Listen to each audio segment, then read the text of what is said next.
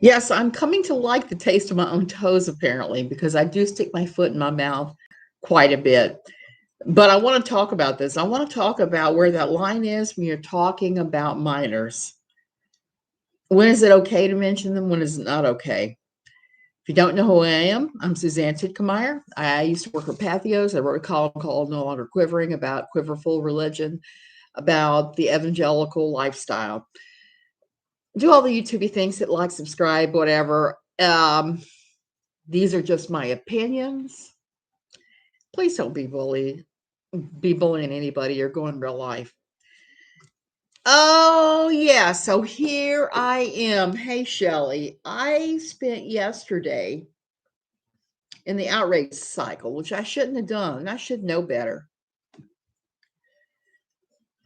That troll shared a picture of her husband pushing their son in the stroller, and the son had, you could see the son had his iPad in his hands. Beautiful day. Todd has the dog and he's pushing the stroller. He's doing two things at once. And she was making some comments about, well, I'm taking everybody outside, which is a good thing. I think she should do that. Where I crossed the line and what I'm going to talk about today is I said, why is that kid in a stroller? Why is he not walking? That's literally what I said. Well, and I got called out by a variety of people for it pretty hard. Why did I say that? Well, sometimes I get really frustrated with the fact that she tends to use her son whenever things get tough. And in that context, I think it's probably fine to say, oh, look, she's using her son again. Or poor V. He can't even go outside and ride a bike or walk or anything. He's being pushed around with a iPad. I think it's an old picture. He's 10 or nearly 10. Smearcat, I came to that conclusion myself. It's an old picture. I started looking at the dimensions and thinking, something's not right here. And something definitely was not right. And that's what it was. It's a very old picture. They may have gone out and walked yesterday, but that was not a picture of them out walking. So somebody said, how dare you talk about how this mother is mothering her kid? Hey, Ginger. But all I can say is when she brings her son up as her excuse, anybody would be tempted to say something, particularly when it's something like that. Well, we've all seen him run around in there. So we're trying to figure out where that is at line. So I'm trying not to ever speak about the son now, except to say, look at this, and it has to do with her. Remember, she is just the birth mother, according to the terminology. Java Man, she is the egg donator. She's the egg.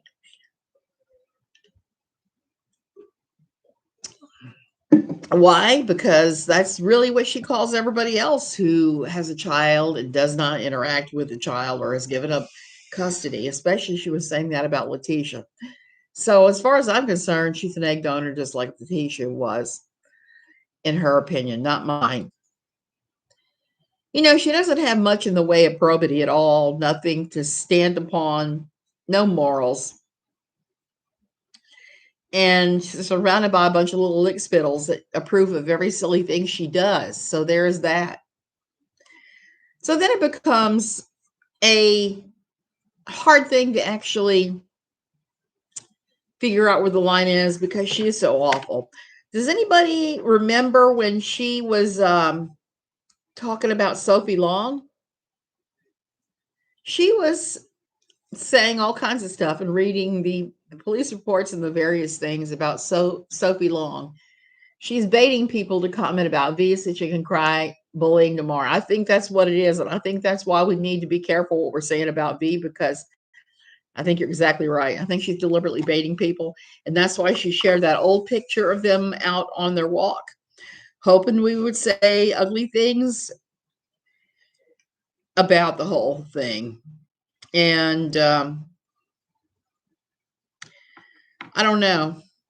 It's just a no-win as far as that goes. I remember it well. Yep. So here we are again.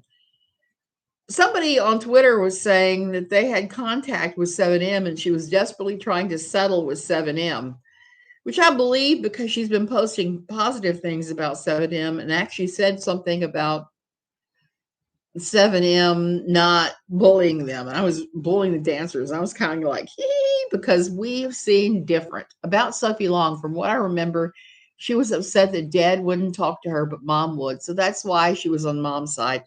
Java Man, that's always how it is with her. Whoever speaks to her and gives her the information is the one that she sides with. I thought Sophie Long was disturbing because this little girl, true or false, was upset. I mean, everything she was describing was one of those things you would have to look into. You would have to take it seriously. Now, I think they had ended up saying it was not true. I've got something ugly to say. Quit using your kids as content. Exactly. Don't use your kids for content. I mean, and I've had to do this. My adult children, when I'm writing my book and I'm in the editing phase now, I had to think about how much of this and my children do I want to expose. Personally, I think both of Sophie Long's parents probably suck. Java Man, I think so too. I think she likely would have done better in another environment, maybe seized up and put in some type of good therapeutic foster care. Because to even be in that situation in the first place is pretty awful. I never used my son in my business, but he's never on YouTube page. Why pick on him? No, KJ, they're judging your parenting, not bullying your son. And that's what I was going to say. I still think her parenting is on the table. It's one thing to say, hey, I don't think you should let Vaughn carry that iPad with him everywhere because it's bad parenting. There is evidence that too much screens too early can really do some things to a kid's brain. And it's probably better to encourage him to read, to go outside and play, to ride his bike, to do other things than it is to say, okay, here's your iPad. Do your thing. Unfortunately, there were too many children with two parents that suck. Java Man, that's exactly right. That was one of the things that I certainly saw when I worked at Child Help. We had a lot of parents that just sucked, and that's why the children were there in the first place. The Children's Residential Treatment Center.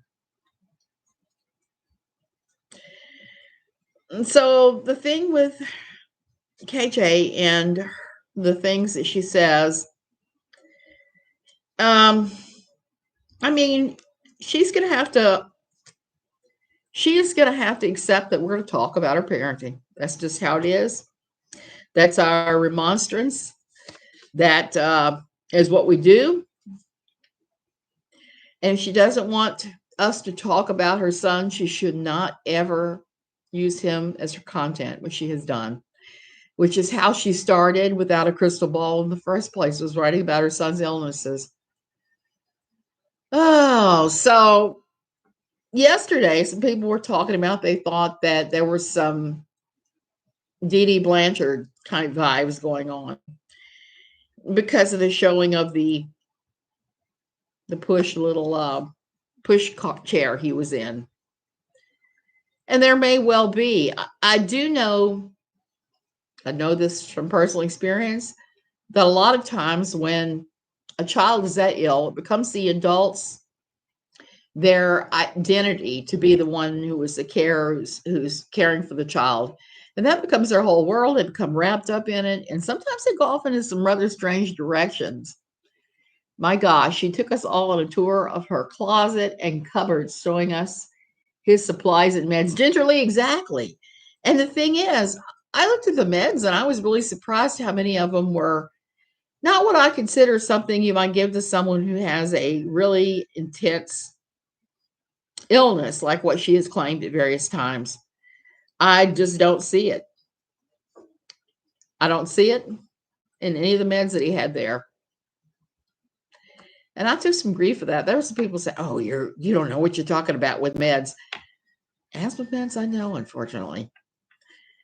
And just like I know that sometimes dogs, even the ones that are marketed as hypoallergenic, can make you quite sick. I mean, Friday was an example of that.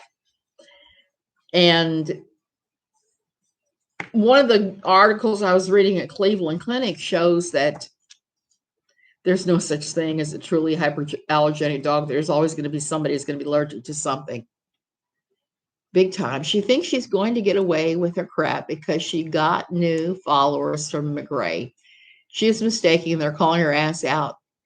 I think that her followers from McRae are more likely to do her in just based upon the ridiculousness I've seen. All you have to do is look at the people who are involved with Justice for Vaughn. Some of those people seemed a little weird. I'm just going to throw that out there. Does anybody know when I remember when I was talking about Mrs. Cartman Crane, or now she calls herself the Petty Crane?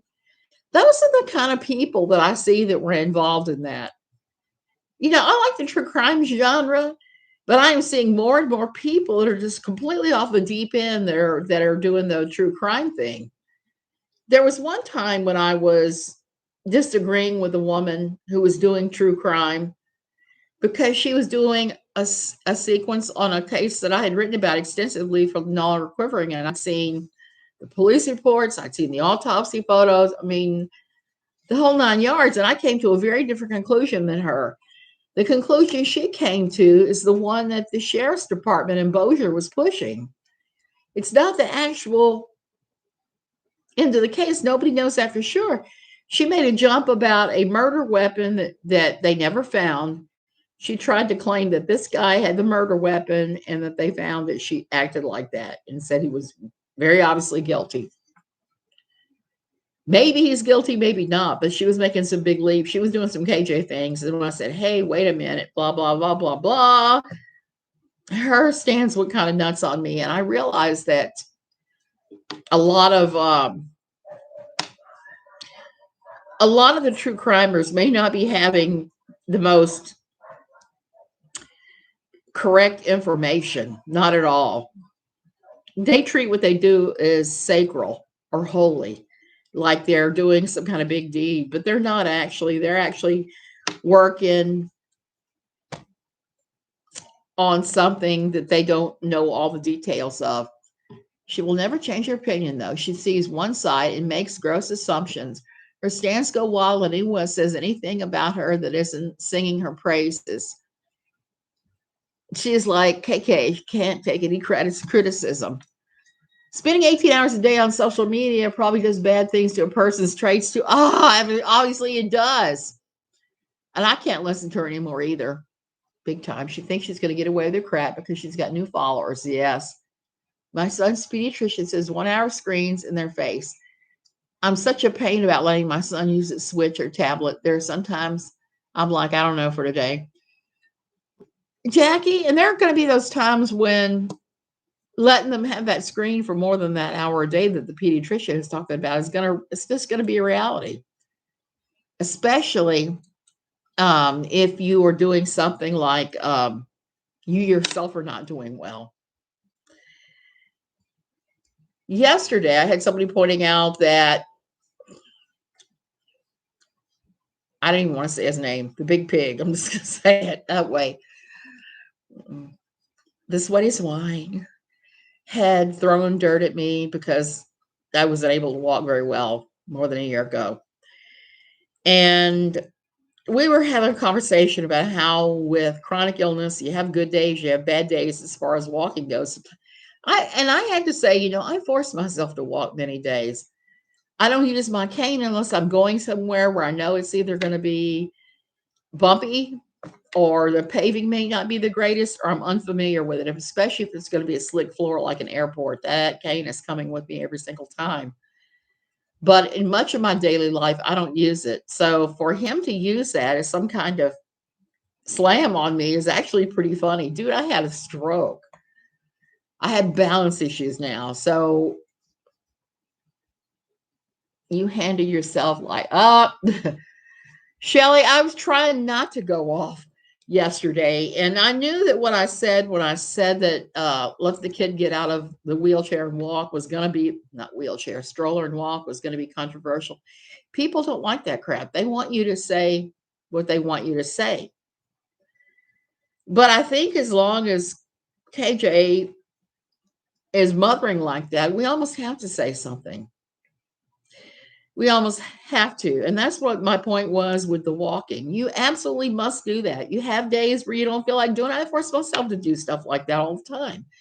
I would rather crawl up in the bed and read a book or do a Sudoku puzzle or something some days, like today. And I get up and make myself do this crap.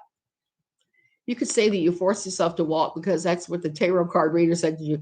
Yes, Java man. Magic 8 Ball, should I walk? Should I walk every day? Come on. It is decidedly so. Yes, you hear it right from the Magic 8 Ball and right from the tarot card reader. I need to walk every single day. And I did walk this morning on the beach, which is why I'm so dinged out now, is because I was out there in the heat, the sun again, walking. And it was such a treat. I got to walk down to the estuary. You know, I've talked about the liminal spaces that I really love, especially like the estuaries. I like to take a look and see what's going on down there. There's all kinds of interesting things in the estuary and where they meet, where the sea and the estuary meet. It's the most fascinating place on earth. There's all kinds of stuff, including shells you can't get anywhere else. The only thing is that spoiled my fun today is when I walk down the estuary from Tamarindo, the problem is a lot of people I will see that don't know any better are swimming in where the two meet, where the ocean and the estuary meet. And that's a very dangerous thing because the crocodiles that live in the estuary, and there's one that's supposedly like 16 feet long, can go into that area. They could even end up on Tamarindo Beach. There are big signs warning about it. So something I get a grand kick out of is every time I see people swimming in that area is to say, hey, maybe you shouldn't be swimming there. There are crocodiles. They're like, crocodiles? Why didn't someone warn us? I said, well, there's signs everywhere. Hey, Jeanette, so I didn't get a chance to say that today. I didn't get a chance to say, hey, get out of the estuary. You're going to get eaten by a croc. You could say, yeah. So, and who is he to speak about mobility? He better hope he never has to go through that. Jackie, that's exactly right. I always say, don't pick on anybody for that because you universal law of reciprocity I've seen a lot is that the second that you start throwing shade at somebody for something is just about the same time that you yourself may experience that. I learned that hard in my old church. If you were judging somebody else's sin and tutting and pointing your finger, chances are good you were real close to falling in that same sin. I saw that time and time again, not just with myself, but with others. It was just like, that is a rule of the universe, I think. Crocodiles need to eat too. It helps them the herd. Java man, do you know what their Snickers bar is? This is awful. They like to eat dogs. Dog meat is like a Snickers bar to them. So when I see people walking their dogs on the estuary end, and I say, hey, I wouldn't do that. They're like, oh, yeah. Do you know how quickly a crocodile can move to get out of the estuary to eat that dog and come right back in? It is like that. I've seen people's dogs be eaten in 2 solid gulps, and the dog is gone, and the owner is freaking out. So there it is. So that's what I was criticizing. I was criticizing the lack of mobility in this child. I was criticizing the fact that his mother was letting him sit in the thing. Because if you do have slack muscles, if you have weakened muscles for any reason, even health reasons, it's still a good idea to force yourself to do those things. Crap, when I was walking on Grande back on Thursday, and I was well over an hour, I walked closer to an hour and a half. And I got to the end, I was like, oh my word, I've walked way more than I should. Hey, Rarely Care, Grace Peter, they do need to eat. So that's the deal. But I need to walk, just like those crocodiles need to eat. I have to walk. And I got to tell you guys a funny crocodile story that has nothing to do with Miss KJ. We had friends that came, and when our friends come, sometimes we will take, those touristy things we'll do with them. We went on a crocodile tour of the river there in Hako. Hako has this bridge that is very long that all these gringos get out and run, and they're looking at the crocodiles. We took the tour. We take the boat under that and go look at them. The guys who ran the tour group had nicknames for all of the crocodiles. They knew the different ones. They would feed them, go out and kiss them on the snout. And I'm just like, oh my word. No, no, no, no, no, no, no. You're about to get your face bitten off. But these guys, that's their thing, is those crocodiles. I just got the biggest kick out of it. Like, this one's Angelina Jolie because she has the most beautiful green eyes I've ever seen. I didn't want to judge that photo because I don't know KJ's home life or child's needs. However, the photo was odd looking. It most certainly was. It looked as though Frida was missing her front left leg. I didn't even notice that, Gingerly. I think it's an old photo. I don't think it was recent. I don't think it was taken yesterday. I think it was something she just pulled out to prove that she takes the kid out sometime. 2 full-time parents. They should be getting V out every day. Absolutely. And they should be making him ride a bike or walk or do other things if he's got weak musculature because of one thing or another. So they obviously aren't doing that we can see. There's just no telling. Did one of the crocodiles tick? No, we don't have those. Even though I have laughed about that a little bit. None of them have eaten Captain Hook's hand.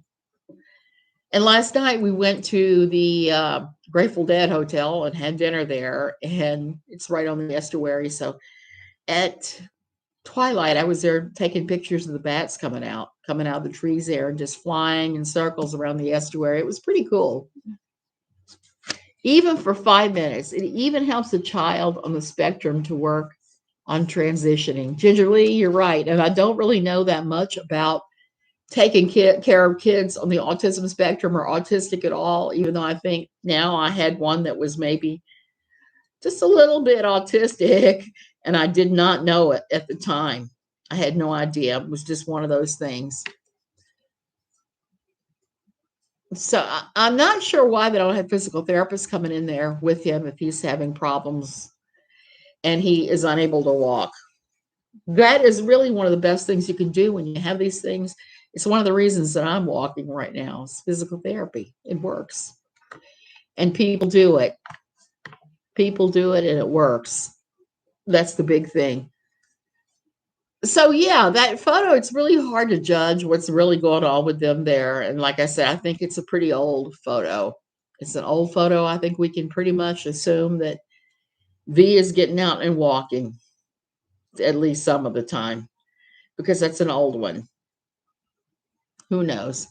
From the videos, he seems perfectly able to walk. He walks in and then she gets mad. Exactly, Java Man. And I think I've seen a couple videos where he was running around or jumping and he seemed perfectly normal in every way. But then again, we're not with him every day. But from first glance, he seems pretty normal. But her posting the video and talking about him is par for the course. We see every time she gets in big trouble, that's one of the things that she does. Somewhere around here, I've written down a whole list of the things that she does in order because she has her own little schedule she seems to follow that I don't quite get, but it's what she does every time she gets in trouble. And they expect him to sit still or be quiet all day. He's a little boy. Shelley, exactly. And little boys are not made to be sitting down and being quiet. A lot of them aren't. When my husband was teaching English in Copetidota, one of the things that he had these 2 little boys, Ruben and I want to say Mario. I'm going to say Ruben and Mario. And they were, I don't know, like 8, 9 years old. And they could not sit still for anything. These little boys were just go, go, go, play, play, play. So my husband figured out that they were good for 10 minutes. So do 10 minutes of this, 10 minutes of that, 10 minutes of this. And at the end, he would have 10 minutes that he'd take them outside and let them run and shout before they went back to their regular school because it was too difficult for them to sit and focus. And there was a big fight this morning going on one of the threads I was connected to about this whole thing. Somebody came in and said, you don't let kids use fidget spinners ever. Not autistic kids. And I remember thinking, if only I had brought fidget spinners over for Ruben and Mario, I think they would have benefited tremendously. Probably has something to do with being made of snips and snails and puppy dog tails. Oh, well, we all know the little girls are not always made out of sugar and spice and anything nice. Not because there are too many of us that were just a little too ornery. I know I'm one of those. Little too ornery. But here's the thing that really breaks my heart for him is his life is the way his mother describes his life. Let me get back up there. The way his mother describes his life, it doesn't seem like much of a life. It's very, very shut in. And I get that 2 years of that has been from COVID. He's been vaccinated, just like most of us have been. So I don't understand quite why he's still being isolated like he is. I don't get it. And I feel bad for him. Probably has something to do with, yeah. So all of you that were throwing rocks at me at Twitter for mentioning this child's life, there is not a thing in this world wrong with discussing her parenting. And her parenting sucks, quite frankly, from what I can see, from what little she shows. When she started showing the drugs, that was just like mind-boggling. Because I was expecting something very, very different. I'm sorry. Quinoa for lunch. And I got little tiny bits of everything popping out of my teeth. I mean, I should go and brush my teeth. So how can a child stay still? So people were suggesting fidget spinners, which are always a good idea when you have somebody who's all fidgety. I used to have something very similar. And when I'm getting very antsy, if I have something to manipulate in my hands, I'm always better off. Always. Showing the drugs would seem to violate HIPAA or something. Java Man, I'm not sure if the HIPAA laws would cover her showing the drugs or not, because she is his caregiver. She's his primary caregiver. So I'm not sure if her showing his drugs violates anything. Maybe it does, maybe it doesn't. If nothing else, I think it circles back to that Jill Rodriguez discussion about her mother. When is someone considered a vulnerable person and when not? And when should someone intervene and say, hey, no, that person can't possibly give consent to that. They're not old enough. They're too sick, various things. I was thinking of in principle, not legally. Yeah. I don't know. I don't know where that falls. And quite frankly, I'm really surprised at the parents who have chronically ill children who share a tremendous amount of what is going on there. And obviously, we don't hear everything about those. I remember one of the children, well, one of the mothers who was adopting many special needs children. And she had one of them in the bathtub while she was trying to do something with the others, feed them. And he ended up drowning. He was left alone with another child in the bathroom, and he was not capable of working the taps. Older child. So that's the other thing. If you have a special needs child and you're not really watching them that closely, a lot of things can happen. I'm not saying this as far as KJ, I'm just saying in general. It's never a good idea to let your kids alone that long. And I don't think it's necessarily a good idea to leave anybody in that kind of isolation. My husband and I were talking this morning about last summer. Last summer for my daughter's 30th birthday, I flew in. I flew in for a week and a half, and I spent it with my daughter and her then fiance and now husband and my son. My my son. I spent it with the three of them.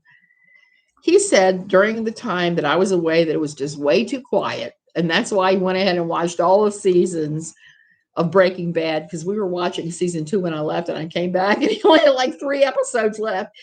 He just said that that week was incredibly lonely, and that's what I worry about for this child because it's not good for anybody to be so lonely and so isolated from everybody in their path.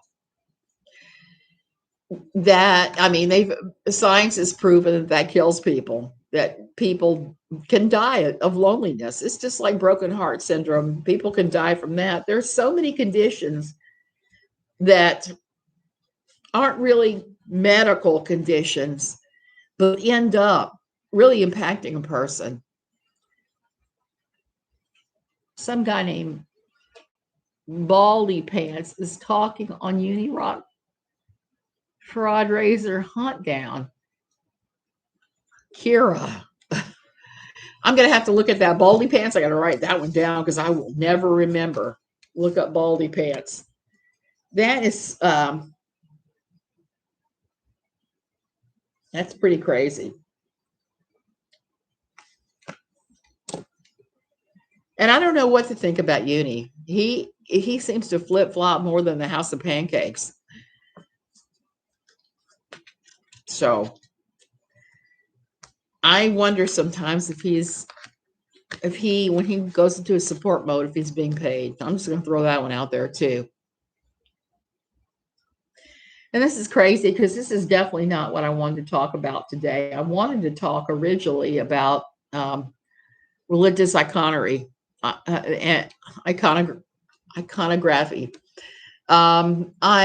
have been doing a lot of reading right now on Charles I and the rest of the Reformation, the other years of the Reformation.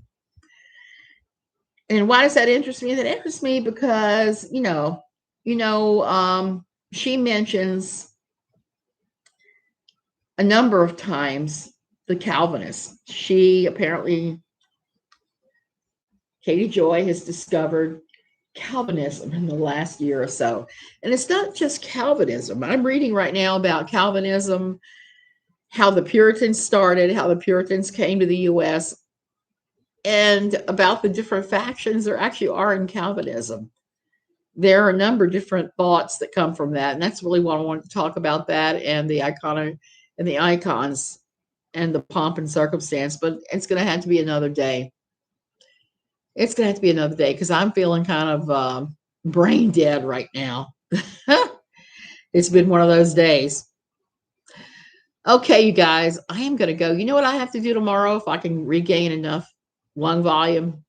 Paint the cabina. That's what I have to paint the bedroom. So today I'm trying to do the laundry from there, all the bedding and things, and take a look at what else needs to go down in there. I'm going to try to get my husband to help me is what I'm going to do. What color? The green that's on here. I can show it to you. It's like a light leaf green. That's what we're painting the bedroom because when they changed the AC out, sadly, they didn't put it the same place. And we've got a patch that is completely unpainted. So we have to repaint the room, and I'm decided to go with a different color.